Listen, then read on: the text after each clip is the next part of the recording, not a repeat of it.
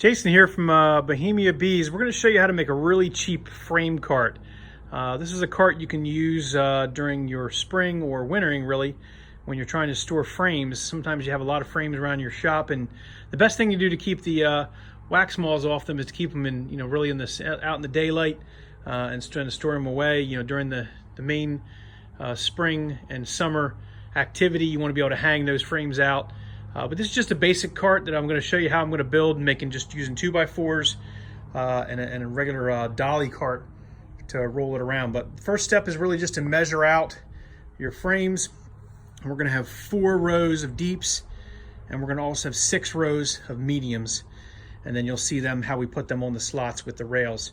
But we're going to go ahead and measure out that first, and then okay, so once we've measured, we really are just going to go along and mark all 4 of the 2x4s at the exact length. So this is when you have your 1x's, which will create your shelf. You'll see that in a bit. You'll see you get a straight line on each, and it's really just using a square and making sure that you draw a line so that when you cut it, we're going to cut these down to 6 foot tall so they can go through a doorway. I'm going to cut 2 feet off. These are 8 foot 2x4s. So again, we marked them. We're going to have 4 shelves for deeps and 6 shelves for mediums. So we've essentially cut the 1x's for the frame rails, and the frame rails are 31 inches long, pre-drilled so we didn't crack the 1x. Little tight bond to glue them, and the spacing on them naturally are from this point to this point is 9.5, and then from the smaller ones or the mediums or supers are really 6.5. So we've got 1, 2, 3, 4, 5 frame rails for the supers, and 1, 2, 3, 4 frame rails for the deeps. All right, let's move now to the other side. We'll do one more just like this to do a mirroring. Okay, so we've got 2 mirroring rails, and we're going to now stand them up, tack them in place so that we can build our connecting pieces. Now we have to have 19 inches between frame rails in order to hang a frame. So let's measure that out. Okay, so we've got our frame cart now, and just to give you a quick tour of what we did, we really just built 2 ladder sides as we've shown you, and then spaced them out on the bottom here. There's 4 levels of deeps, and then there's 5 levels of supers at the top, 9.5 and then 6.5 apart. They're 31 inches deep so that we have the ability to slide frames all the way back. I put it on a 1,000-pound dolly so I can roll it around.